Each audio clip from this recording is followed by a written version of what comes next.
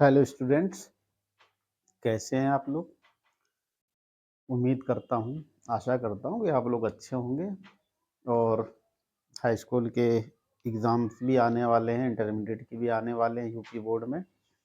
और लगभग यूपी में क्या, लगभग पूरे इंडिया में ही, ठीक है। सीबीएसई वालों का भी लगभग फरवरी के आसपास एग्ज़ाम उनके भी शेड्यूल होने वाले हैं। तो बात करते हैं इम्पोर्टेंट प्रश्नों की। हम सीरीज लेकर आए हैं कुछ महत्वपूर्ण प्रश्न जो बोर्ड एग्जाम की दृष्टि से बहुत ही इम्पोर्टेंट हैं।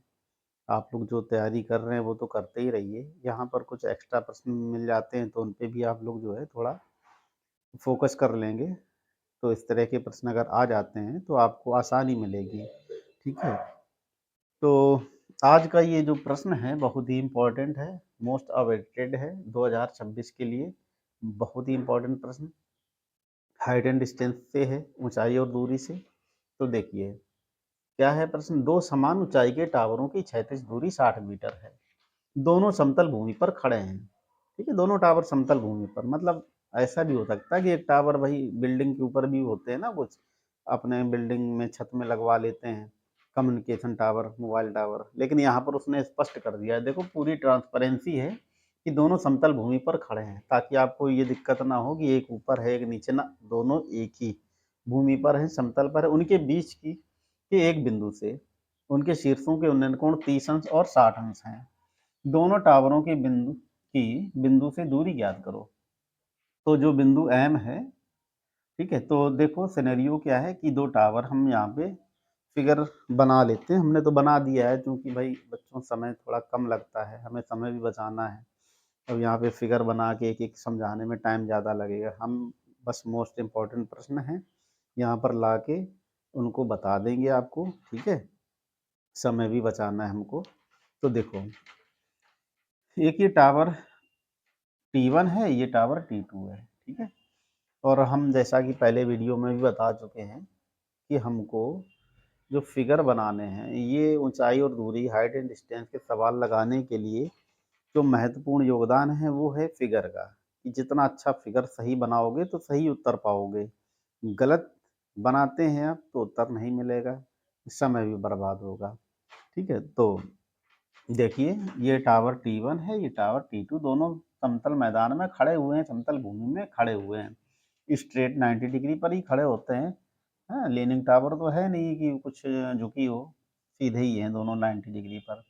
तो यहीं पर इन्हीं के बीच में एक कोई पॉइंट एम है, जहाँ से दोनों के शिखरों को देख रहे हैं, टॉप को देख रहे हैं, तो उन्नयन कोण कुछ ना कुछ मिल रहे हैं। तो यहाँ पहले वाले को देख रहे हैं तो 30 अंश का उन्नयन कोण मिल रहा है, दूसरे वाले को देख रहे हैं तो 60 अंश का उन्नयन कोण मिल रहा है बच्चों, ठीक है। अभी क्या करने का है कि हमें दोनों ये बिंदु एम की दूरी निकालना है कि ये पहले वाले टावर से कितनी दूरी पर है और ये दूसरे वाले टावर से कितनी दूरी पर है, ठीक है। हमें दूरियां निकालनी है। तो एक काम करते हैं, हम कुछ मानने मनाने वाला पैरामीटर है वो ले लेते हैं। सबसे पहले मान लेते हैं कि दोनों समान टावरों की ऊंचाई, जो समान है उनकी ऊंचाई एच मान ली। जितनी ऊंचाई इसकी है उतनी ऊंचाई इसकी है, तो दोनों की हाइट हमने एच मान ली। अच्छा, और भी यहाँ लिख सकते हैं कि जो बिंदु एम की दूरी है पहले टावर से, एम की दूरी एक्स है और दूसरे से हो जाएगी 60 माइनस एक्स, क्योंकि टोटल जो है डिस्टेंस 60 मीटर है। तो ये अगर एक्स मान लिया हमने तो 60 माइनस एक्स बचा, क्यों। अब न्यूमेरिक वैल्यू देखो, अगर ये 20 होती तो 40 होती, क्योंकि दोनों की दूरी 60 है। तो 20 अगर ये है तो 40 क्यों होगी, क्योंकि वो न्यूमेरिक वैल्यू है ना, आप घटा लोगे तुरंत। अब एक्स क्या है, गूंगी बहरी संख्या है, एक चर है। अब वो बोल बता तो सकता नहीं भाई हमारी वैल्यू कितनी है, तो उसको एज इट इज वैसे घटा के लिख देंगे, सब्ट्रैक्ट करके सिंबॉलिक फॉर्म में लिख देंगे। तो 60 माइनस एक्स हो गई, ठीक है। अब यहाँ से बहुत महत्वपूर्ण इम्पोर्टेंट जो है बात है, जो स्ट्रेटजी फॉलो करनी हुई है कि अभी तक जो प्रश्न बताए थे हमने उसमें एक ही उन्नयन कोण आया हुआ था। तो एक ही उन्नयन कोण था तो एक ही इक्वेशन बनता था।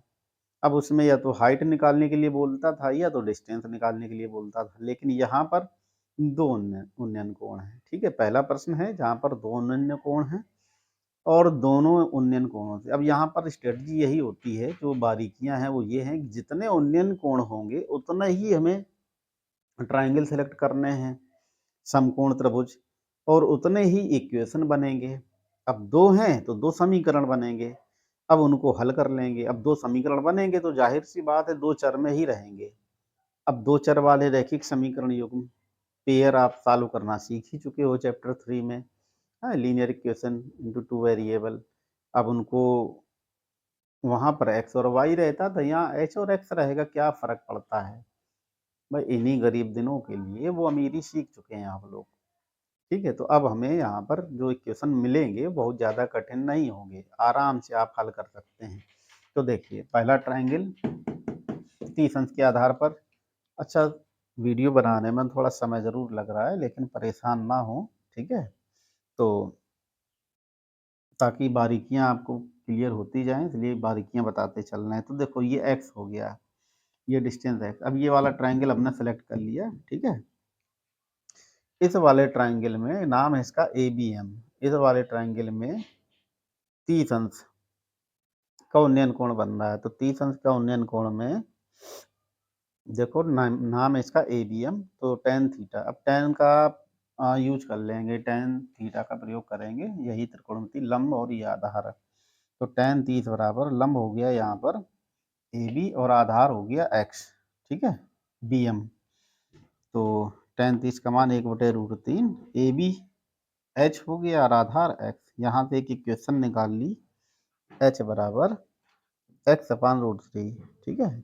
अब इसी तरह से ये वाला ट्राइंगल सेलेक्ट कर लेंगे, दूसरा वाला ट्राइंगल, इसका नाम है पी क्यू एम। इस वाले में 60 अंश का कोण बन रहा है, तो टेन 60 बराबर लंब बटे आधार, ठीक है। तो लंब हो गया यहाँ पे पी क्यू और आधार हो गया क्यू एम, ठीक है। तो यहाँ पर ये एच हो गया, ये 60 माइनस एक्स हो गया। अब यहाँ पे क्रॉस मल्टीप्लाई करके यहाँ से भी एक इक्वेशन निकाल लो। यहाँ इक्वेशन फर्स्ट में एच का मान निकाला था, यहाँ पे इक्वेशन सेकंड में भी एच की वैल्यू निकाल ली, ठीक है। लेफ्ट हैंड साइड दोनों के इक्वल हैं, तो कंपेयर कर दो इक्वेशन फर्स्ट और सेकंड की। अब यहाँ पे लेफ्ट हैंड साइड में एच है, यहाँ पर लेफ्ट हैंड साइड में एच है, तो राइट हैंड साइड के इक्वल हो जाएगा। तो यहाँ से इसको सॉल्व करके, ठीक है, इसको सिंपलीफाई कर लो, सिंपलीफाई करके एक इक्वेशन बना लो, तो ये इस तरह का आ जाएगा। आप क्रॉस मल्टीप्लाई अगर यहाँ करोगे तो ध्यान से देखो, √3 इसके अपान में कुछ नहीं बेटा, तो इसके अपान में 1 मान लो, ठीक है। यहाँ पे ये चीज़ हो सकता है डिस्टर्ब करे आपको, तो अब क्रॉस मल्टीप्लाई कर दोगे तो √3 यहाँ पे चला जाएगा, 3 हो जाएगा। तो 60 माइनस एक्स इंटू 3, ठीक है। अब इसको हल करके आप x की वैल्यू निकाल लें। तो मेन देखो ये सब करना आपकी छोटी क्लास की बातें, अब यहाँ ये एक एक चीज़ें हम बताने नहीं बैठेंगे। x की वैल्यू हमने निकाल ली, ठीक है। अब x की वैल्यू है जो इक्वेशन फर्स्ट में रख दो, तो h की वैल्यू भी आ जाएगी। h का मतलब हाइट हो गई, x का मतलब डिस्टेंस हो गई, तो हाइट इतनी आ गई। अब यहाँ हर में √3 है, तो √3 का आंसर में मल्टीप्लाई करके परमेयकरण कर दो, रेशनलाइज कर दो, तो यहाँ पे h की वैल्यू भी आ गई 15√3 मीटर, ठीक है। अब यहीं पर आंसर लिखकर मत चले आना, ठीक है। यहाँ से अब टिप्स से समझो, बोर्ड एग्जाम में आप लोग यही चीज ध्यान देंगे कि क्या पूछा गया है और आप क्या जवाब दे रहे हैं, ठीक है। विशेष फर्क पड़ता है, नंबर यहाँ पर गेन होते हैं कि नंबर हमारे लिए इम्पोर्टेंट है, आपके लिए इम्पोर्टेंट है। तो पूछा गया था कि हमें हाइट तो पूछी नहीं थी, पूछी थी कि जो बिंदु एम है दोनों टावरों से कितनी दूरी पर है। बिंदु एम पहले टावर से कितनी दूरी पर है T1, और दूसरे टावर से कितनी दूरी पर है, ये निकालना है हमको, ठीक है। तो H निकल आया है तो लिख दो।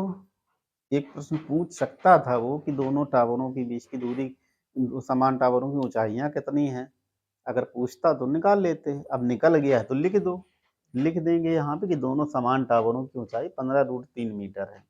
अब मुद्दे की बात यह है कि हमें पूछी गई थी दूरी, कि ये टावर इस बिंदु से कितनी दूरी पर है और ये टावर इस बिंदु से कितनी दूरी पर है, ठीक है।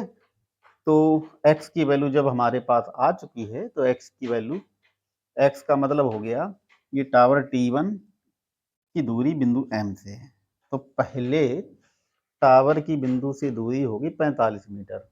अब दूसरी बिंदु की दूरी निकालना है, दूसरे टावर से बिंदु की दूरी निकालना है, तो टोटल 60 है, 60 से 45 घटा दो, 15 मीटर आ गया। तो यहाँ पर आपका आंसर अब कंप्लीट होता है, अब आंसर लिख देंगे आप। ठीक है बच्चों, तो उम्मीद करता हूँ आप लोगों को ये प्रश्न समझ में आया होगा, और अभी समय की कमी की वजह से हम ज़्यादा प्रश्न नहीं ला पा रहे हैं, लेकिन वादा करते हैं कि जैसे जैसे बोर्ड एग्ज़ाम आपके नज़दीक आएंगे, हम ज़्यादा से ज़्यादा प्रश्नों की सीरीज ला के, इम्पॉर्टेंट प्रश्नों की सीरीज आप लोगों के सामने लाएंगे। और इंटर वाले बच्चे भी परेशान ना हो, उनके लिए भी मैं मेहनत करूँगा, कोशिश कर रहा हूँ जल्दी से जल्दी कुछ ना कुछ लॉन्च करूँ। अभी फ़िलहाल हाई स्कूल वाले बच्चों के लिए इम्पोर्टेंट प्रश्न हाइट और डिस्टेंस से चल रहे हैं, ठीक है? तो अगर वीडियो अच्छा लगा हो तो प्लीज़ यार भाई दोस्तों लाइक करना बच्चों, लोगों को जोड़ने की कोशिश करना, और हमारा प्रोत्साहन बढ़ाने के लिए कम से कम एक बार लाइक तो कर ही देना। ठीक है बच्चों, मिलते हैं अगले वीडियो में। धन्यवाद।